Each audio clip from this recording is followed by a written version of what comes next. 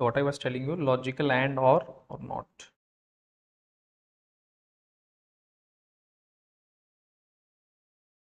अब ये logical and और नॉट ऑपरेटर कैसे काम करते हैं? सो वी हैव सीन कि हर एक ऑपरेटर को इनपुट चाहिए होता है कुछ ना कुछ, और based on input it will generate the output. अब ये तीनों ऑपरेटर लॉजिकल एंड और ये सारे ऑपरेटर कैसे काम करते हैं ये हमने देखा था, और नॉट। अब ये लॉजिकल एंड इन सबको इनपुट होता है, इनपुट जो आपका इनपुट टाइप है इसे इनपुट चाहिए होता है बूलियन। इनपुट क्या चाहिए? बूलियन। और आउटपुट भी इनका रहेगा बूलियन। इनपुट रहेगा बूलियन और आउटपुट भी रहेगा बूलियन। तो इनपुट, अभी इन्हें कितने इनपुट चाहिए? तो these two double and double pipe, these are binary operators, these are binary operator. इसका मतलब इन्हें कितने इनपुट चाहिए? दो। कितने इनपुट? जैसे 10+20 आपने दो इनपुट दी, तो डबल एंड डबल पाइप इन दोनों को कैसे इनपुट चाहिए आपको? You need to inputs, you need to inputs. तो इनपुट कौन से टाइप का चाहिए? बूलियन टाइप का। जैसे आप नंबर प्लस के लिए क्या कर रहे थे? प्लस 10+20 या 20+20 × 30, तो आप इनपुट कितने ले? दो। तो डबल एंड भी आपको इनपुट लेता है दो, और आपको इनपुट चाहिए बूलियन टाइप का, यानी ट्रू और फॉल्स। ट्रू और फॉल्स, ये इनपुट हो गया। अब ये कैसे आउटपुट जनरेट करता है? So there is a table, you have to understand कि कैसे जनरेट करता है। अभी एंड का मतलब होता है कंडीशन, एंड का मतलब होता है कंडीशन या कंपल्शन, कंडीशन और कंपल्शन, कंपल्शन। अभी let's say I will tell you example. अभी कोई आप लैपटॉप को खरीदने जाते हो, तो let's say you have very strict criteria कि मेरा लेट्स से लैपटॉप का प्रोसेसर इतना होना चाहिए, रैम इतना होना चाहिए, प्रोसेसर इतना होना चाहिए। आप you have a fix set of criteria, you have a fixed criteria. तो अब आपको क्या चाहिए? एंड कंडीशन मतलब compulsorily all condition should match, then only you will buy the laptop, otherwise you will not buy the laptop. That is the condition you have. अभी और क्या करता है? एंड मतलब आप कंपल्शन कर रहे हो। क्या कर रहे हो? कंपल्शन। सारे कंडीशंस मैच होंगे तभी आप लैपटॉप लोगे। दूसरा आपका एक होता है ऑप्शन और मतलब जो भी आपने फिल्टर्स या कंडीशन दिए थे उसमें से कोई एक भी मैच होता है, then you will buy the laptop. आपका डिसीजन क्या है? बाइंग द लैपटॉप और नॉट। हम लैपटॉप खरीदेंगे अगर सारी कंडीशंस मैच होती है, मतलब उसका प्रोसेसर i5 है, SSD 512 है, प्रोसेसर का जनरेशन 12 जनरेशन है, सब सारी कंडीशन मैच होगी, मतलब your compulsion, then you go with the and. और आपको इनमें से कोई एक भी कंडीशन मैच होती है, देन विल बाय। मतलब मेरा ऐसे कुछ नहीं है, इनमें से कोई एक भी सिचुएशन मतलब कंडीशन फॉलो होता है, then I will buy the laptop. Decision क्या है? आइदर टू बाय लैपटॉप और नॉट। तो पहला आपका एक ऑप्शन हो सकता है कि सारी कंडीशंस चेक ना होना चाहिए तभी you will buy the laptop.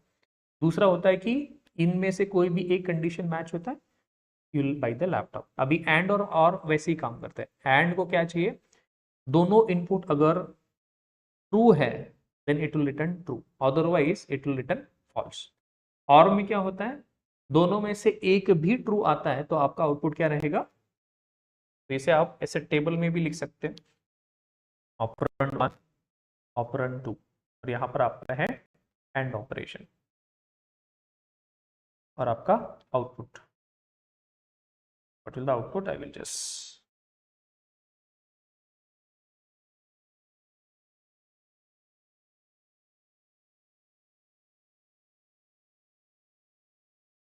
write the operand 1,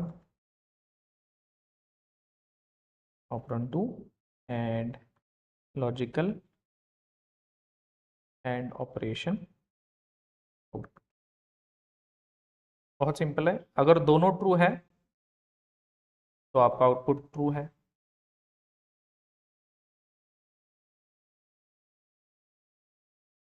अगर दोनों में से एक भी आपका आउटपुट मतलब इनपुट फॉल्स है, पूरा आउटपुट आपका फॉल्स। अगर दोनों फॉल्स है तो obviously it will be false. दोनों में से एक भी फॉल्स है फिर भी आपका फॉल्स। एक ट्रू है दूसरा फॉल्स, स्टिल फॉल्स। एक फॉल्स है दूसरा ट्रू है, still it is false. Simple. तो याद क्या रखना है आपको, बस दोनों ट्रू होना चाहिए तभी आउटपुट आपका ट्रू आएगा, otherwise it will be false.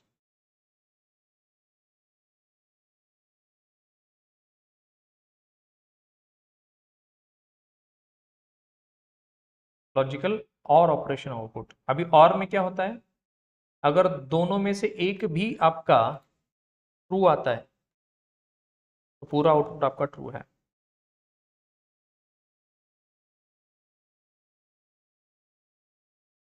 और में क्या है, एक भी आपका ट्रू आता है तो पूरा ट्रू, दोनों में से मतलब दोनों फॉल्स है तो obviously it is false.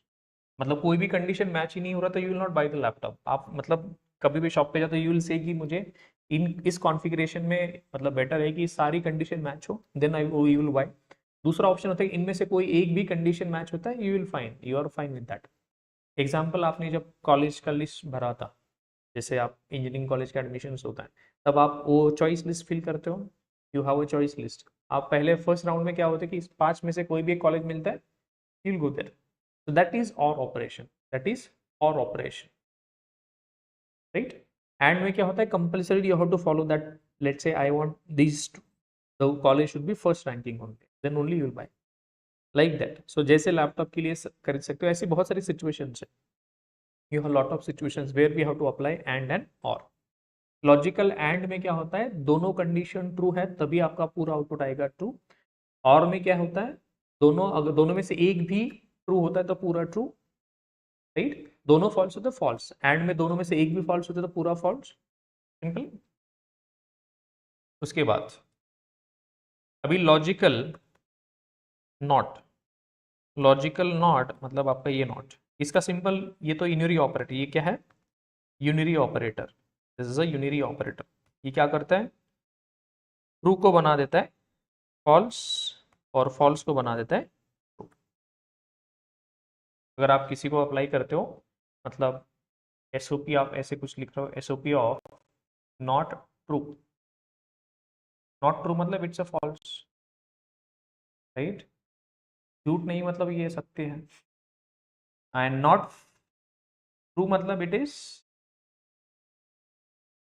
Not true means false, and not false means it's true. झूठ नहीं मतलब सच है, सच नहीं मतलब झूठ है, ऐसे समझ सकते हो आप, right? Is the logical not. ये अपने सारे ऑपरेटर्स हमने पढ़े थे और बिटवाइज के कुछ ऑपरेटर्स पढ़े थे, दैट्स फाइन। अभी आज हमें पढ़ना है एक operator, that is conditional operator. कौन सा ऑपरेटर, कंडीशनल ऑपरेटर। बहुत सिंपल सा ऑपरेटर है। अभी कंडीशनल ऑपरेटर एक टर्नरी ऑपरेटर है। क्या है, टर्नरी ऑपरेटर। इसका मतलब क्या होता है, इससे इनपुट चाहिए 3। कितने इनपुट चाहिए, 3 इनपुट। नाउ अभी ये क्या करता है, 3 इनपुट लेता है और आउटपुट भी आपको जनरेट होगा। So there will be input and there will be output. तो इनपुट हमेशा, अभी यहाँ पर कितने ऑपरेंड्स पे काम करने वाला हो, 3।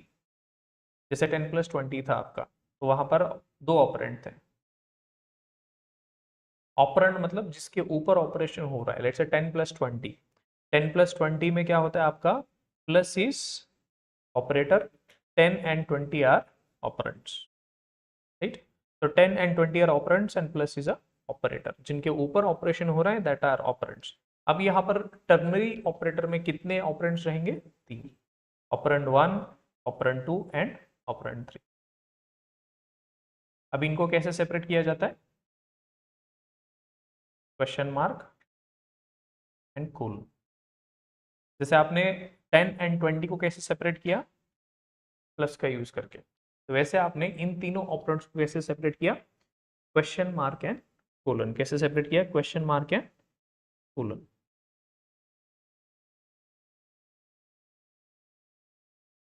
Question mark and colon. अब ये कैसे, क्वेश्चन मार्क एंड कोलन, बहुत सिंपल है। जो पहला ऑपरेंड है इसका टाइप होना चाहिए कंपल्सरीली बूलियन। क्या टाइप होना चाहिए, बूलियन। बूलियन मतलब यहां पर आप कौन सी वैल्यू लिख सकते हो, 2 ही वैल्यू लिख सकते हो आप, एक तो ट्रू या एक तो क्या लिख सकते हो आप, एक तो ट्रू और फॉल्स। अगर ये वैल्यू ट्रू है तो एज अ आउटपुट आपको ये वैल्यू मिलेगी। क्या बोल रहा हूं मैं, अगर ऑपरेंड 1 की वैल्यू ट्रू है तो आपका आउटपुट में कौन सी वैल्यू मिलेगी, ऑपरेंड 2। अगर ऑपरेंड 1 की वैल्यू फॉल्स है तो आपको आउटपुट मिलेगा operand 3। Will get the output as operand 3। Operand 1 की वैल्यू के बेसिस पे इसे कंडीशनल ऑपरेटर क्यों बोला जाता है, based on a condition, based on a value, let's say true और फॉल्स। अगर ट्रू है ऑपरेंड 1 की वैल्यू तो आपको आउटपुट मिलेगा ऑपरेंड 2। अगर ऑपरेंड 1 की वैल्यू है फॉल्स तो आपको आउटपुट मिलेगा ऑपरेंड 3। बहुत सिंपल सा है। Example, now I am saying 10 is greater than 20. 10 is greater than 20. What is the output? False.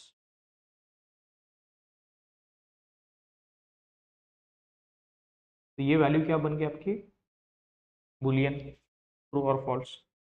तो यहाँ पर बोल सकते हो let's say 10 is greater then 20, ये फॉल्स है राइट, तो आप ऐसे बोल सकते हो ट्रू स्टेटमेंट, या आप ये बोल सकते हो फॉल्स, तो फॉल्स स्टेटमेंट बोल सकते हो। तो एज अ आउटपुट आपको क्या आउटपुट मिलेगा, फाइनली आप अगर इसे प्रिंट करोगे, मतलब इसे सॉल्व करोगे, आपका आउटपुट मिलेगा फॉल्स। कंपल्सरी नहीं कि फॉल्स ही कोई भी दे सकते हो आप, that is not an necessary right. इसके लिए हम थोड़ा सिंपल सा प्रोग्राम लिखते हैं, बहुत सिंपल प्रोग्राम है। How, what do you mean by writing the programme,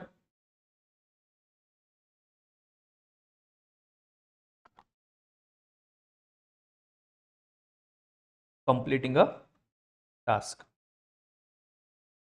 So I'm writing conditional operator as a name.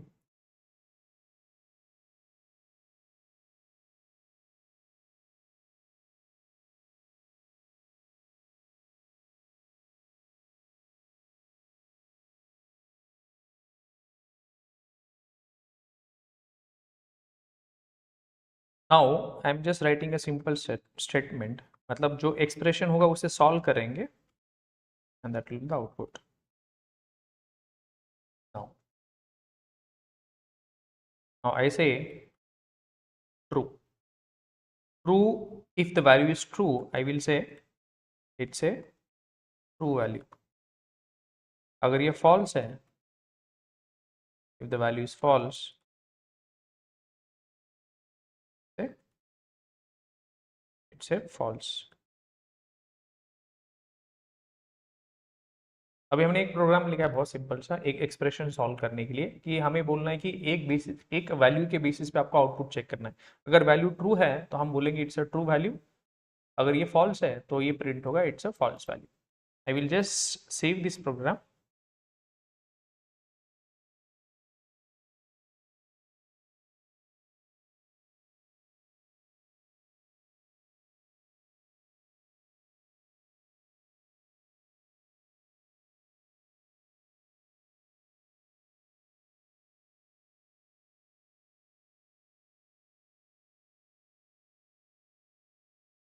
File को हम सेव करेंगे डॉट जावा, फाइल का नाम सेव करेंगे एज अ डॉट जावा। अभी उस फोल्डर में गए हम जहाँ पर हमने फाइल सेव करी थी, यहाँ पर हम सिंपल कमांड दे रहे जावा सी और फाइल का नाम। अब ये कमांड किस चीज़ के लिए यूज़ कर रहे हैं हम, using this command we are just simply compiling the program, मतलब जो हमने प्रोग्राम लिखा है उसे कंपाइल कर रहे हैं, मतलब चेक कर रहे हैं इज इट करेक्ट और नॉट। तो this is the command, the file is perfectly fine, there is no error. तो फिर हम अभी कंपाइल किया मतलब the output is generated, so we'll next step is run the program, will run the, तो आपको आउटपुट मिला it's a true value, output is it's a true value. अगर यहाँ पर आप फॉल्स लिख रहे हो, if you are writing false, once you have made the change, once again आपको उस फाइल को कंपाइल करना पड़ेगा, then again I will run that, it's a false।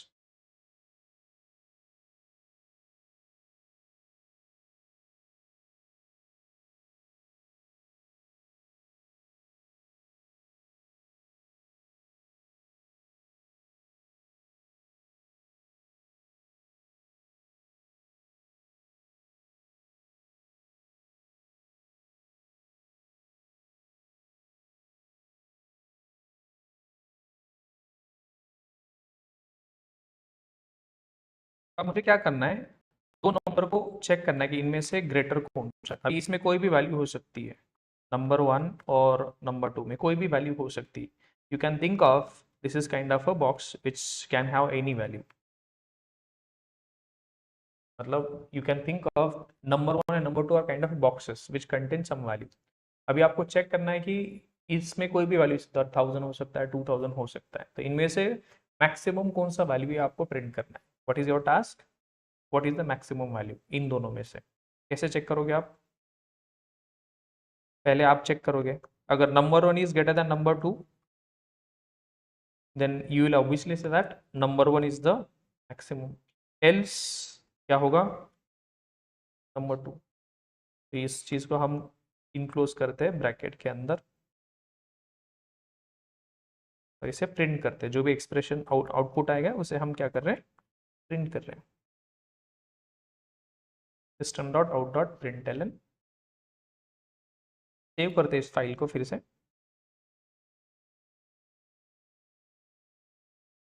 Dot Java file से, and will compile.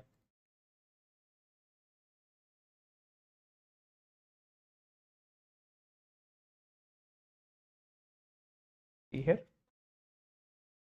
I will compile this file java c और file का नाम है कंडीशनल ऑपरेटर 2। सेकेंड फाइल है, उसका नाम क्या है, conditional file.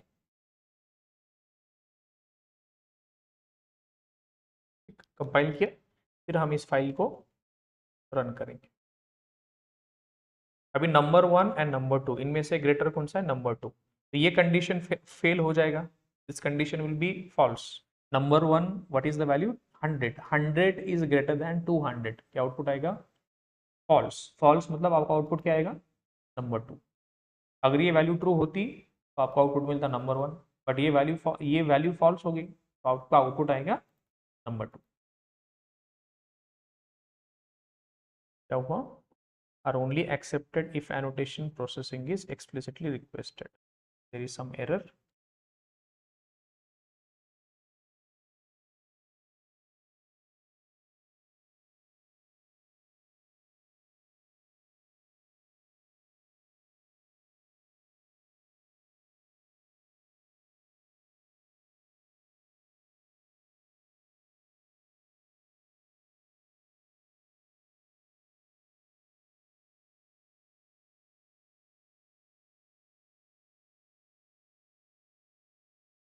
One second.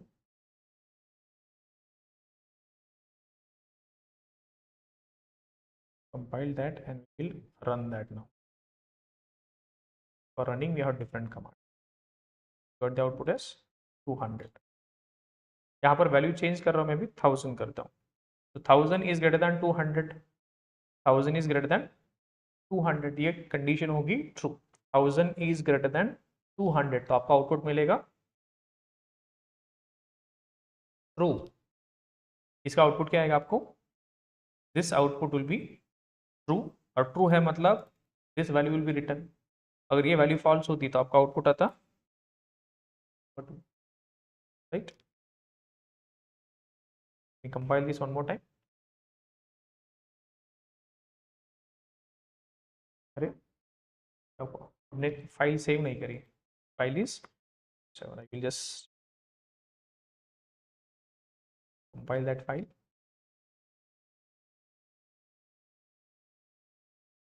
Output is 1000। अब मुझे क्या करना है, तीन नंबर में से मैक्सिमम वैल्यू फाइंड करना है। क्या करना है मुझे, 3 नंबर में से मुझे मैक्सिमम नंबर चेक करना है, कौन सा रहेगा। कैसे चेक करोगे आप, अभी इस these are kind of boxes, these are kind of boxes.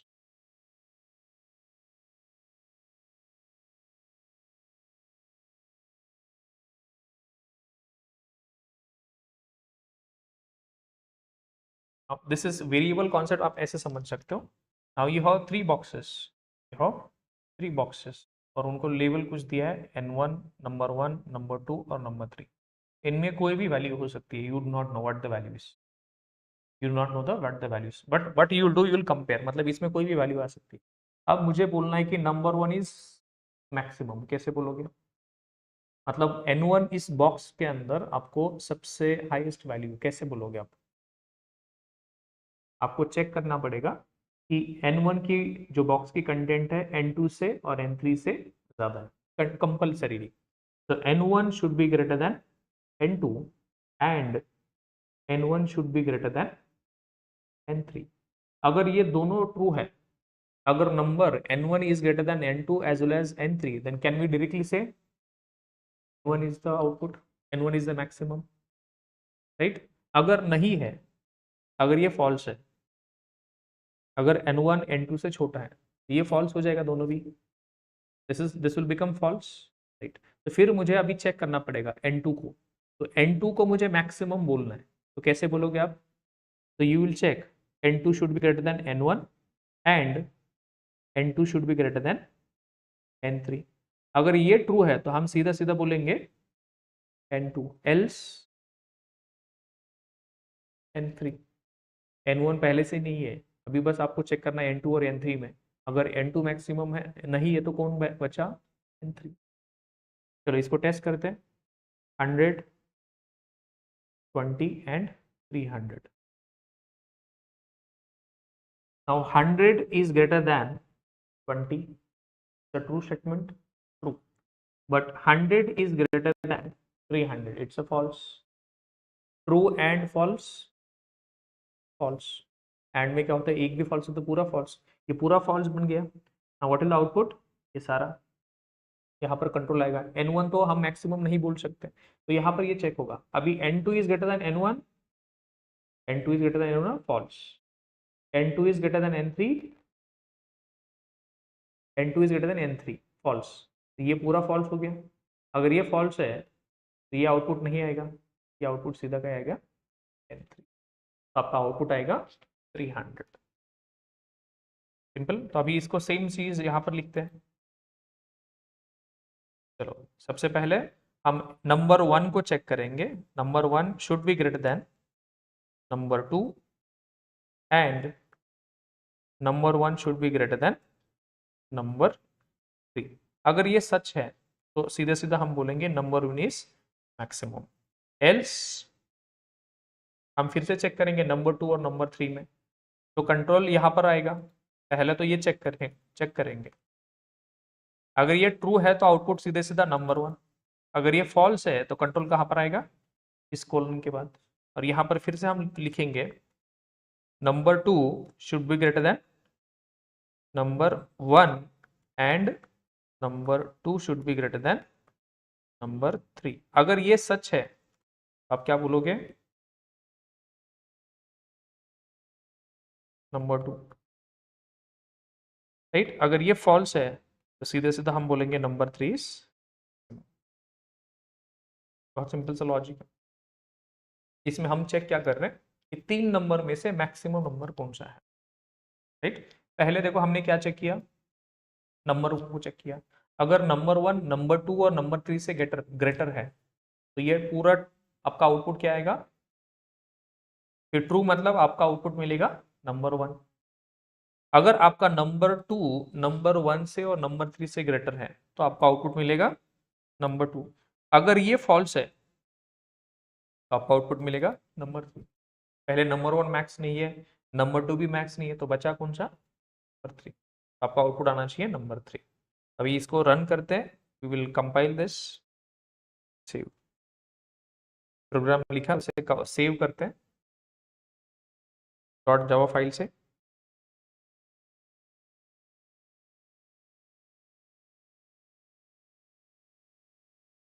ठीक,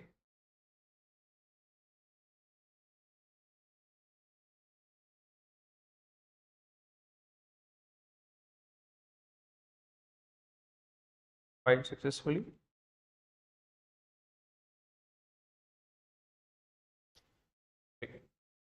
इट शुड बी 3। आपका आउटपुट आया 2000। अभी इसको चेंज करते हैं, इसको और अच्छे 3000 करते हैं। आपका आउटपुट क्या आना चाहिए? नंबर 1। अभी यहाँ पर चेक करो, तो number 1 is greater than number 2, yes.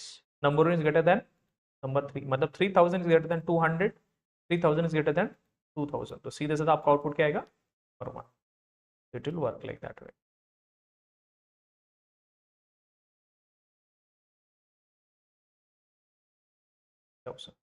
I will check for the this middle one. So let's say 4,000. Now see here, number 1 is greater than number 2, false. ये बाकी चेक होगा नहीं, यहाँ पर सीधा कंट्रोल आएगा यहाँ पर. Now number 2 is greater than number 1. Yes, 4,000 is greater than 3,000 and number 2 that is 4,000 is greater than 2,000. ये दोनों ट्रू है तो सीधे से आउटपुट आपका नंबर 2, तब आपका आउटपुट आएगा 4,000. फाइल को फिर से कंपाइल करेंगे and then will run that. आपका आउटपुट है 4,000. Simple.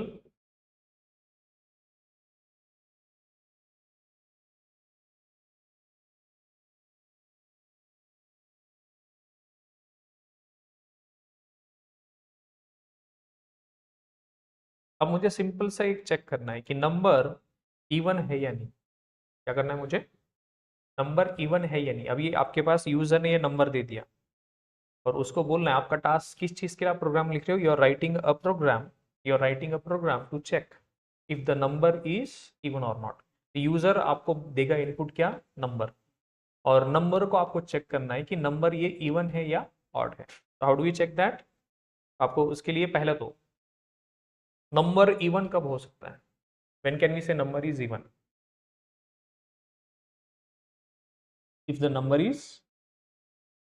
Number is divisible by 2, मतलब अगर आप नंबर को 2 से डिवाइड करोगे तो रिमाइंडर आपका 0 आता है, it means the number is even. तो आप सिंपल सी चीज यहाँ पर लिखो. तो जो भी आउटपुट आएगा उसे आप प्रिंट करने के लिए ये लाइन लिख रहे हो, system dot out dot print L. ठीक.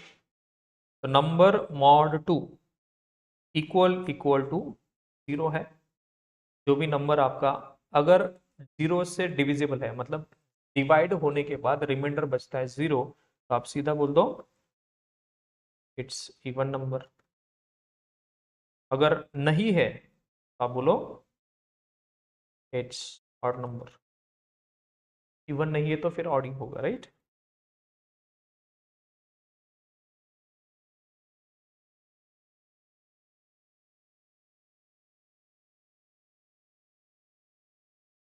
Compile this.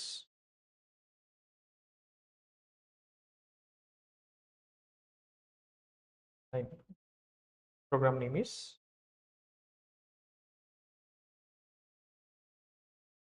let's run this. It's even number. Now let me change the number to let's say 31. So 31 is not a even number, so it is an odd number. Odd number. Simple.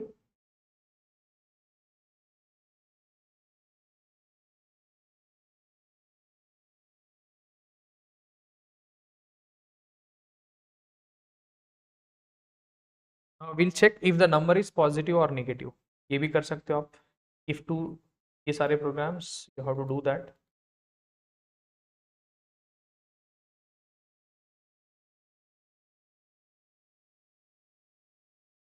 Program to check if a number is positive or negative कर सकते हो आप. If number is even or not, find the maximum of 2 numbers, minimum of 2 numbers, minimum of 3 numbers. Now we'll check if a number is, if the year is leap or not. कैसे check करोगे आप? क्या करना है आपको? अगर user आपको input देगा, मतलब आपका काम क्या है कि यूजर को बोलना है कि जो भी उसने इनपुट दिया ईयर, वो लीप ईयर है या नहीं, आपको बताना है उसे. कैसे चेक करोगे आप?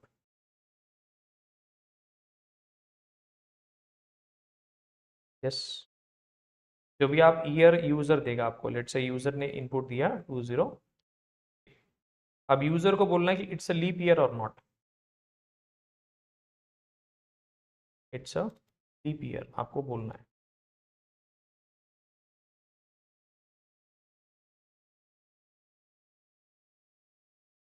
लीप ईयर है यानी उससे बताना यूजर को.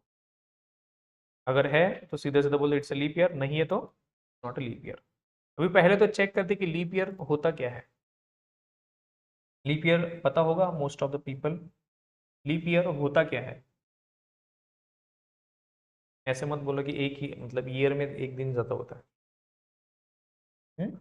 तो लेट्स से 360 डेज होता है, assume करो 360 डेज मतलब this year is leap year. But पता कैसे करोगे उस ईयर में 360 डेज डे? आपको इनपुट क्या है? बस 2023, ये बस यही इनपुट है। इसके बेसिस पे आपको बताना है कि ईयर लीप ईयर है या नहीं। तो आप 2023 में 366 डेज है, ये कैसे चेक करोगे? ये चेक करने की जरूरत नहीं है। मतलब लीप ईयर ऐसा ईयर होता है विच इज डिविजिबल बाय, पहला 4 से डिविजिबल होता है। क्या होता है? 4 से। दूसरा कंडीशन क्या है? अगर ईयर आपका सेंचुरी है, अगर आपका ईयर सेंचुरी है मतलब let's say 2000, then that year must be divisible by 400 also। ये दो ही कंडीशंस आपको चेक करना। क्या है? एक तो year should be divisible by 4, और दूसरा अगर वो सेंचुरी है तो वो 400 से भी डिविजिबल होना चाहिए। पहला कंपल्शन का है, पहला कंपल्शन क्या है? कंपल्सरीली अगर नंबर 4 से डिविजिबल होना चाहिए। दूसरा अगर वो सेंचुरी है तो 400 से भी डिविजिबल होना चाहिए। सिंपल। चलो मैं एक सिंपल क्वेश्चन पूछता हूँ। अगर मेरे पास कोई नंबर है 2000, let's say 2000, this is the year। now I say year mod 400 equal to 0। इसका मतलब 2000, whether 2000 mod 400 डिविजिबल है 400 से? यस। 2000 को 100 से डिवाइड कर सकते हो? यस। 2000 को 4 से डिवाइड कर सकते हो? राइट, कर सकते हैं राइट। तो आपको अगर ईयर 400 से डिविजिबल है तो हम सीधे सीधे बोल सकते हैं इट्स अ लीप ईयर। अगर ईयर आपका 400 से डिविजिबल है तो ये लीप ईयर है या नहीं? यस, सीधे सीधे बोल सकते हैं। बाकी कुछ चेक करने की जरूरत है? अगर आपका ईयर 400 से डिविजिबल है तो it's a leap year, it's a leap year. But सारे लीप ईयर तो 400 से डिविजिबल तो होंगे नहीं। लेट्स से 2020 लीप ईयर है क्या? यस। इसमें 366 दिन है, तो this year is divisible by 4। Yes. But ये सेंचुरी नहीं है, this is not a century. Right. Example, आपके पास लीप ईयर कौन कौन से हो सकते हैं? पहला कंपल्शन आपको पता है कि कोई भी लीप ईयर कंपल्सरी क्या है? 4 से डिविजिबल होना चाहिए। दूसरा सिचुएशन क्या है? अगर वो सेंचुरी है तो it must be divisible by 400। ये दोनों कंडीशंस आपका फॉलो होना चाहिए। ठीक। दूसरा, अभी उसे थोड़ा और तरीके से सोचते हैं। अगर आपका ईयर 400 से डिविजिबल है, ये पहला सिचुएशन हो गया, तो सीधे सीधा लीप ईयर हो गया। अभी दूसरा सिचुएशन ये हो सकता है कि 400 से डिविजिबल नहीं है लेकिन वो लीप ईयर है। Example 2020, it is a leap year. तो इसको कैसे चेक करोगे आप?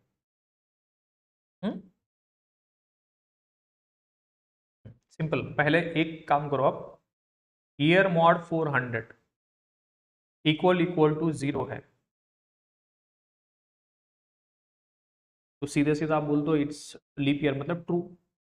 लेकिन अगर सेंचुरी नहीं है, अगर सेंचुरी नहीं है, year mod 100 is not equal to 0, मतलब ईयर सेंचुरी नहीं है, then what it must be? Then year must be divisible by 4। दोनों में से एक तो होना चाहिए। अभी दो कंडीशन है। पहला 400 से डिविजिबल है तो सीधे सीधा लीप ईयर। अगर सेंचुरी नहीं है, अगर सेंचुरी नहीं है, देन 4 से तो डिविजिबल होना चाहिए। राइट। वे एग्जाम्पल 2023, ये 400 से डिविजिबल है क्या? नहीं है। 4 से ही है, so it's not a leap year. 2020 400 से डिविजिबल नहीं है बट 4 से है, और सेंचुरी भी नहीं है, then it's a leap year. Example 2100, 2100 leap year है क्या?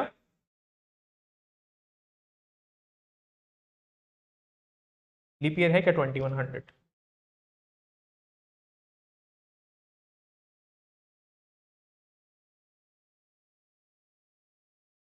ये दोनों चेक करो आप। क्या सिचुएशन बताया मैंने? लीप ईयर किसे बोलोगे? What is leap year? ये वाला। ये दो कंडीशंस अप्लाई करो। एग्जाम्पल 2100, अब मुझे बताओ लीप ईयर है क्या? कैसे? लेकिन 400 से भी होना चाहिए। पहले तो 4 से डिविजिबल है, दैट्स फाइन, ये ट्रू हो गया। ये वाला ट्रू है क्या? दिस इज फॉल्स, क्योंकि वो 100 से डिविजिबल है बट 400 से नहीं है, it's a false. Right. Example 2020, ये ट्रू है, इट्स अ ट्रू। ये वाला, ये फॉल्स है, राइट। तो ये लीप ईयर है क्या? लीप ईयर कब है? 4 से, लेकिन 100 से भी नहीं होना चाहिए। मतलब ये देखो, ये दोनों होना चाहिए, एक तो दोनों होना चाहिए, एक तो दोनों नहीं होना चाहिए डिविजिबल। पहला कंडीशन क्या है? 4। 4 से 100% होना चाहिए। अगर 100 से डिविजिबल है तो 400 से भी होना चाहिए।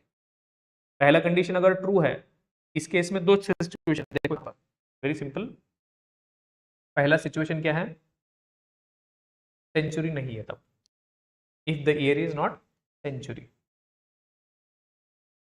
सेंचुरी नहीं है, तो सेंचुरी नहीं है तो क्या होना चाहिए? 4 से डिविजिबल होना चाहिए। 100 भी नहीं है और फिर 400 से भी नहीं होना चाहिए। That's a simple situation. 4 से डिविजिबल होना चाहिए बट सेंचुरी भी नहीं होना चाहिए और 400 भी नहीं होना चाहिए। कब की बात है? सेंचुरी। अगर सेंचुरी है ईयर आपका, सेंचुरी है, तो आपका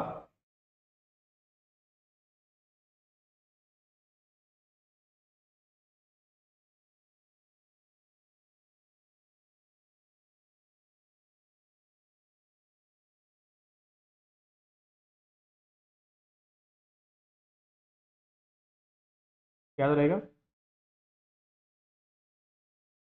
सेंचुरी नहीं है तो क्या होना चाहिए? 4 से डिविजिबल होना चाहिए और 100 से डिविजिबल नहीं होना चाहिए। दूसरा, 400 से भी डिविजिबल नहीं होना चाहिए। अगर सेंचुरी नहीं, सेंचुरी है तो 4 से भी डिविजिबल होना चाहिए, 100 से भी होना चाहिए, 400 से भी होना चाहिए। सिंपल, याद रहेगा। अब ये कैसे चेक करोगे आप? अब सेंचुरी के पहले ये देखते हैं, ये वाला सिचुएशन देखते हैं। अगर ईयर मॉड 400 है तो सीधा सीधा आप बोलो इट्स अ लीप ईयर। ये पहला कंडीशन। इसके लिए, इसके लिए क्या कंडीशन रहेगी?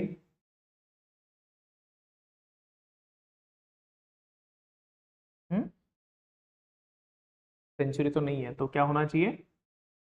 Year mod 4 equal to 0 and year mod 100 should not be equal to 0। ये इसका कंडीशन और ये इसका, दोनों में से एक भी ट्रू होता है, आइदर दिस वन और दिस वन, तो सीधे सीधे बोल दो इट्स अ ईयर। सिंपल, ज्यादा कॉम्प्लिकेटेड नहीं है, बहुत सिंपल है। चलो लिखते हैं इसके लिए।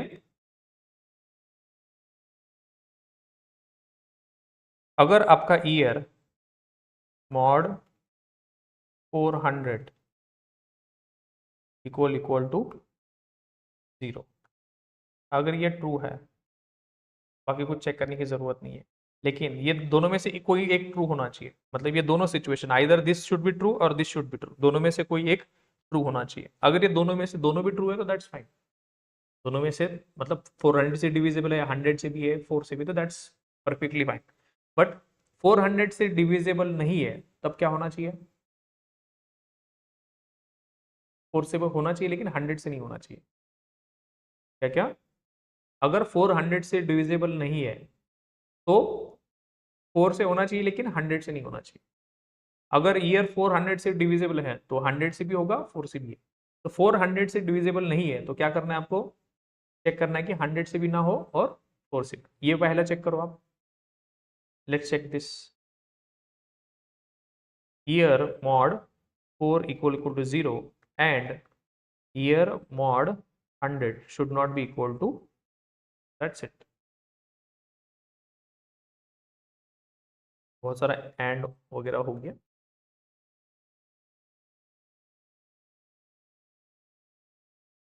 दोनों में से कोई एक भी ट्रू होता है, दैट्स परफेक्टली फाइन। दोनों में से एक भी आपका ट्रू आता है, then that's perfectly fine.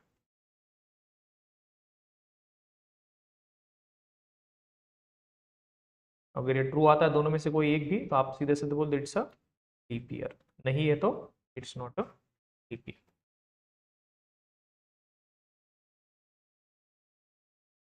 Simple. अगर 400 से डिविजिबल है, बाकी कुछ चेक होगा नहीं, और में ये बाकी कुछ चेक होगा नहीं, पहले ट्रू आता है, दैट्स फाइन। ये ट्रू आ गया, ये सीधे सीधा बोल देगा इट्स अ लीप ईयर। अगर ये फॉल्स हो गया तो ये बाकी चेक हो। अगर ये ट्रू आता है then we can say it's a leap year. अगर दोनों फॉल्स है तो it's not a leap year. Save this.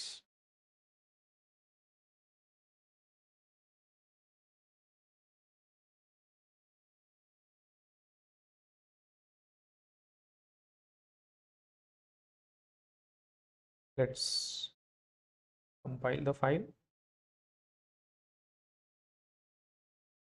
run. It's not leap year. कौन सा इनपुट दिया था आपने, 2023। अब इसे चेंज करते हैं 2020।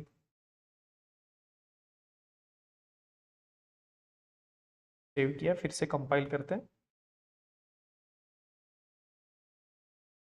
It's a leap year.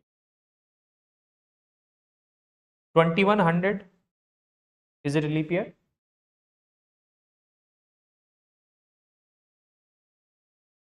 Leap year कौन सा लीप ईयर होता है?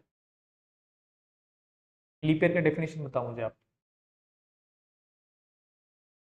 कंपलसरी देखो, लीप ईयर है मतलब 4 से डिविजिबल होगा। दूसरा, अगर वो सेंचुरी है तो 400 से भी डिविजिबल होना चाहिए। Simple.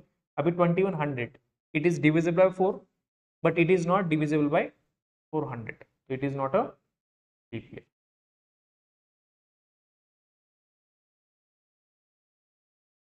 Not a leap year, तो ये लीप ईयर नहीं है। Now 2000 is it a leap year?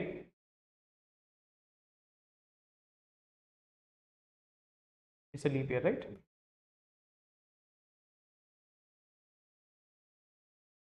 2000 is divisible by 400, 400. It's a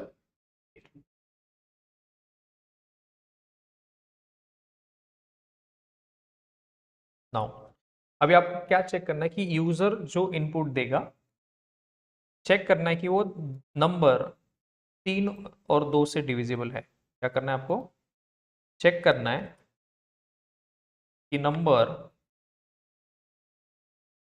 2 और 3 से डिविजिबल है या नहीं। नंबर कोई भी हो सकता है, तो आपको क्या चेक करना है कि नंबर डिविजिबल है या नहीं।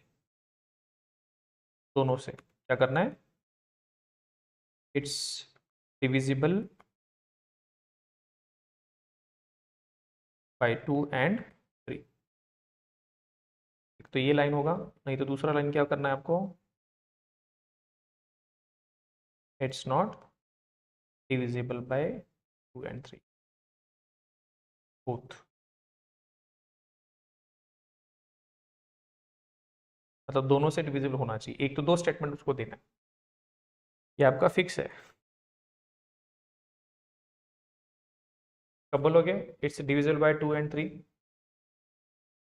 कब बोलोगे 2 एंड 3 से डिविजिबल है?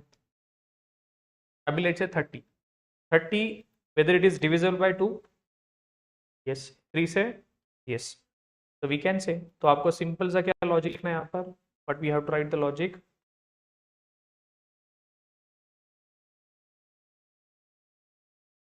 क्या लॉजिक लिखना पड़ेगा आपको?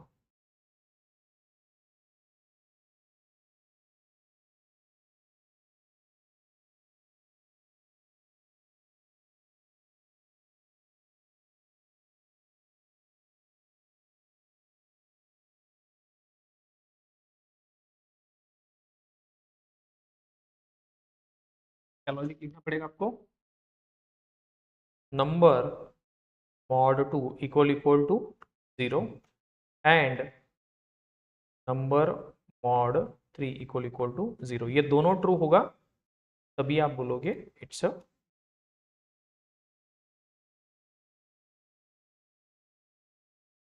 ये दोनों ट्रू है तभी आप बोलोगे इट्स डिविजिबल बाय 2 एंड 3, और is not divisible by 2 and, बहुत सिंपल। लेट्स कंपाइल दिस,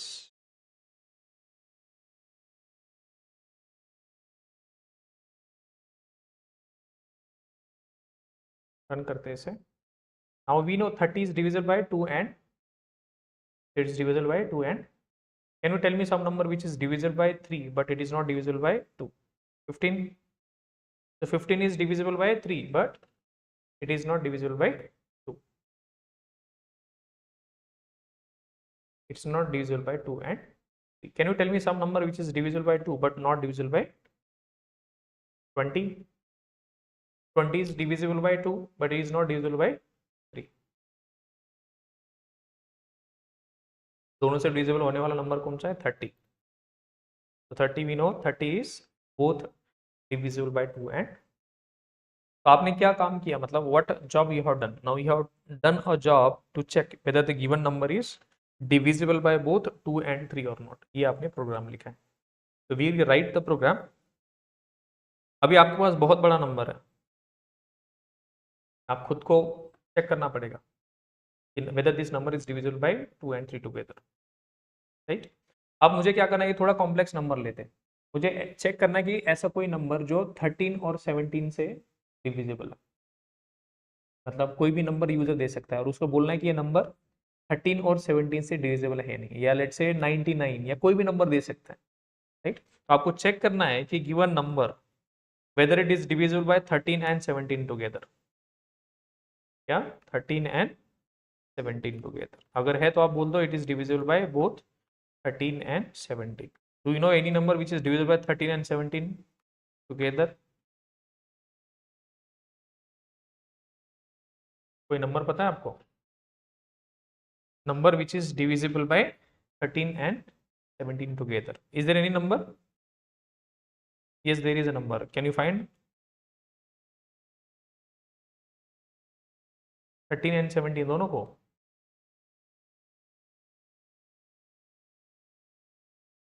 कैसे फाइंड करोगे?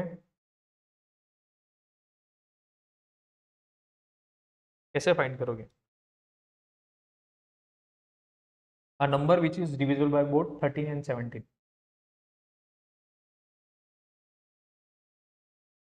अरे 13 into 17 कितना होता है? 13 into 17 ट्राई करो। है क्या? एडिशन नहीं, मल्टीप्लीकेशन 13 और 17 का। That's the answer. That number is divisible by both 13 and 17. What is the answer? Huh? 221. 221. Now 221 is divisible by 13 as well as 17. तो ये आपको बताना है, अभी नंबर कोई भी हो सकता है, अभी आपने बस सिंपली कैलकुलेट किया कि 13 और 17, number is divisible by both 13 and 17।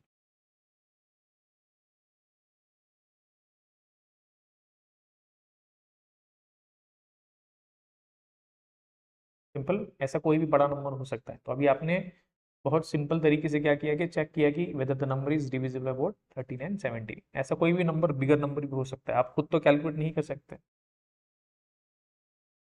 Right? Now can you calculate the GCD और एचसीएफ? एचसीएफ पता है आपको?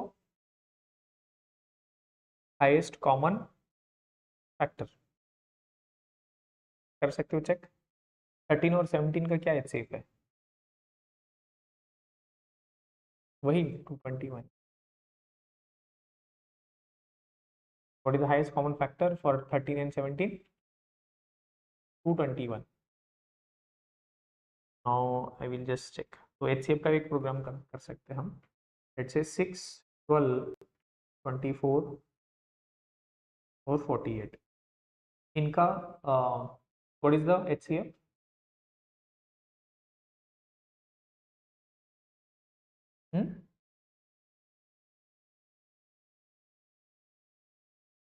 What are the factors of 6? 1 छोड़ के 2, 3, 12 के 2, 3, 6, 1 and number itself 24, 2, 3, 4 का 4 भी है राइट, 6 and 12, 48, 2, 3, 4, यहाँ पर 8 भी आएगा राइट, 6 आएगा, yes, 8 also, yes, then 12, yes, 24. Now you tell me the HCF.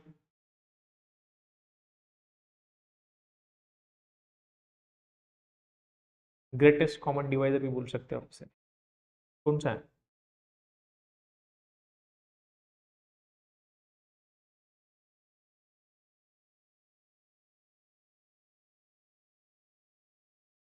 Highest common factor HCF बताओ मुझे क्या होता है HCF, highest common factor, what is the highest common factor आपको के सामने?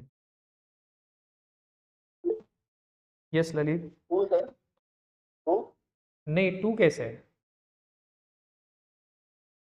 कॉमन आ रहा है सर, 3 3 3 3 3 हो सकता है HCF. अभी आप ऐसे आपको कितने भी नंबर हो सकते हैं, तो अभी प्रोग्रामिंग इसलिए करते हैं हम, मैं बस आपको ये समझा रहा था कि why do we do the program to solve the problems, like तो we might have different inputs, उनका आपको HCF फाइंड करना होता है, GCD फाइंड हो सकता है, या LCM फाइंड करना होता है. LCM मतलब अभी लोएस्ट कॉमन मल्टीपल होता है, इनमें LCM क्या होगा आपका 2 विल बी द LCM. आपको ऐसे भी बहुत सारी सिचुएशन हो सकती है कि आपको आउटपुट फाइंड आउट करके देना पड़ेगा, तो user will give some input, based on that you have to work, write some logic and provide the output, ये भी करना पड़ता है, right. That's the reason we do the programming. Why do we do the program? We do programming to solve some problem.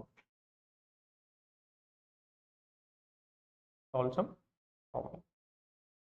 Problem क्या हो सकता है? There might be any problem. Now I want to find out a perfect number. Perfect number क्या होता है? What is perfect number? Let's say 6. 6 is the perfect number. How can we say 6 is perfect number?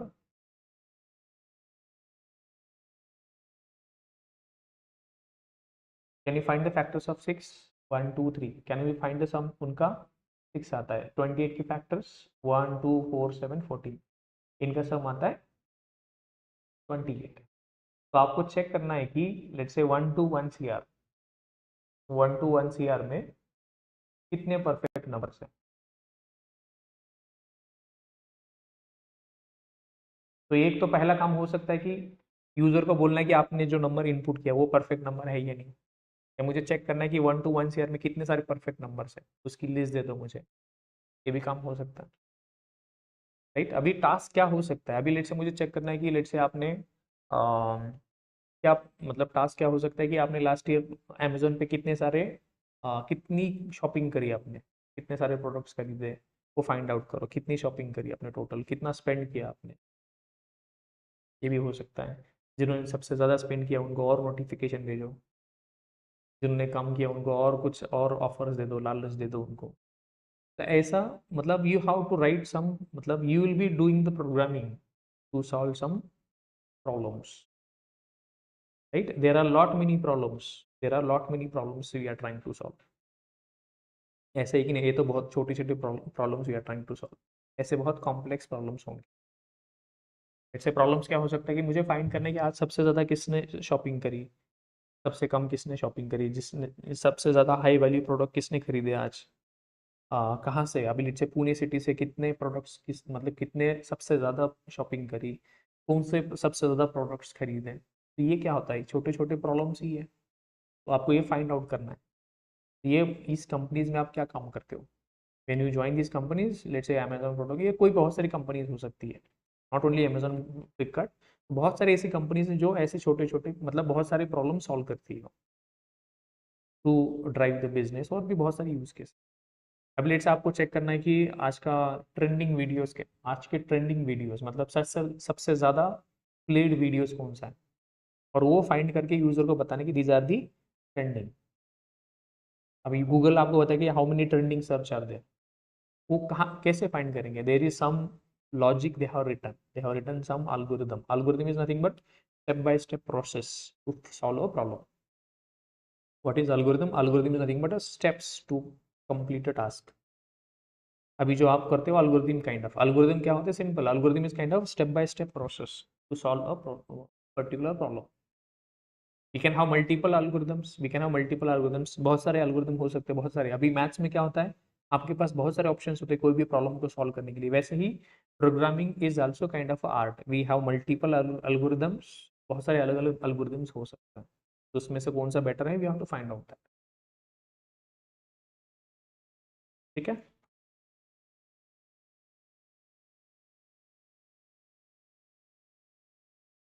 जैसे area, triangle of area, then area of circle, ऐसे बहुत सारे area find करना हो सकता है। अभी लेट से मुझे चेक करना है कि अभी आपके बहुत सारे डिवाइसेस हैं, they will scan the device पूरा एरिया, बहुत सारे ऐसे डिवाइसेस हैं आज मार्केट में, आपको ऐसे मेजरमेंट लेके ऐसे टेप लेके बैठने की ज़रूरत नहीं है, you just hold this device, it will scan entire area and it will calculate, it will give the number what is the total area, आपको मेजरमेंट करके भी देगा कि ये इतना मेजर कहाँ पर है। और भी बहुत सारे टूल्स, हमने जिस प्रोडक्ट पे काम किया था वहाँ पर तो ये भी होता है कि इस पर्टिकुलर दीवार के अंदर बार है या नहीं, स्टील बार है या नहीं, मतलब वो भी डिटेक्ट करते हैं, और है तो कितने यहाँ तक है। और यहाँ पर और भी क्या टूल्स है, आपको मतलब बहुत सारे टूल्स है जो आपका काम बहुत प्रिसाइजली करते हैं। मुझे यहाँ पर ड्रिल करना है, खुद हम नहीं करेंगे, we will just set the measurement कि मुझे यहाँ पर 10 फीट का ड्रिल चाहिए, कितना मेजरमेंट का, बस सेट कर दो, इट विल डू दैट।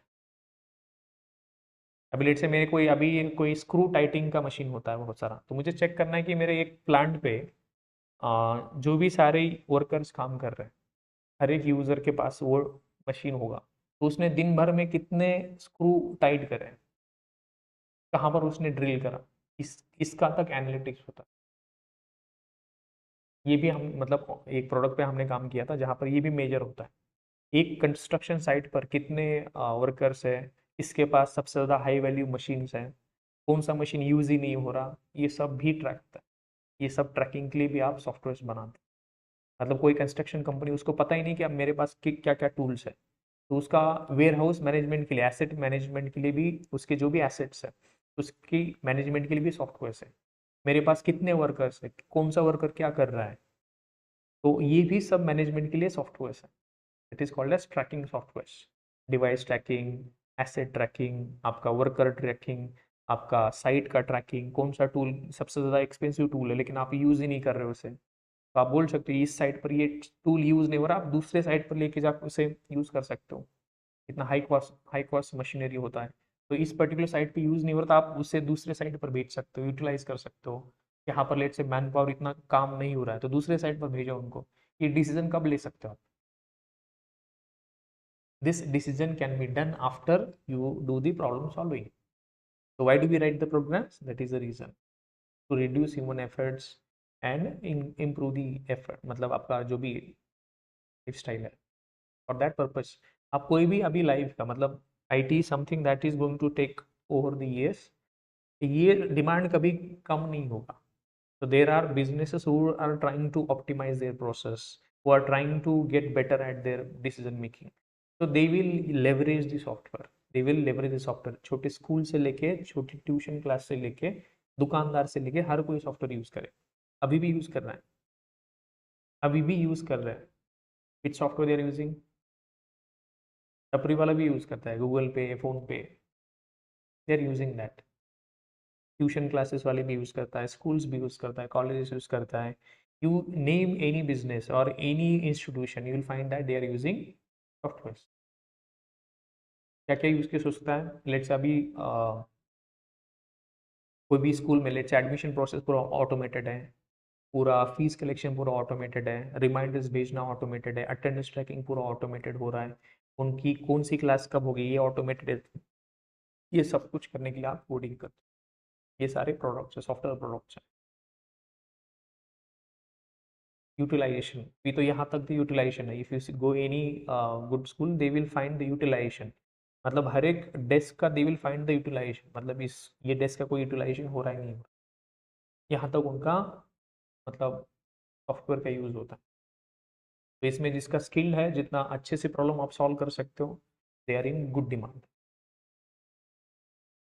जो कुछ नहीं कर रहे उनको तो कभी भी डिमांड नहीं